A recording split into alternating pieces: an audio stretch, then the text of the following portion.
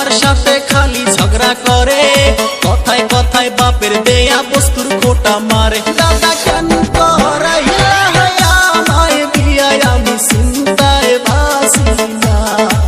ও দাদা বিয়া না কইরা ভালোই ছিলাম, আমার টেনশন ছিল না।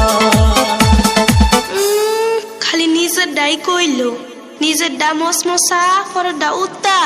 দাদা হুনো, 4 মাস হইছে বিয়া হইছে, কাছে আসে নাই, আমার কাছে বৈশা একটু আদর করে নাই।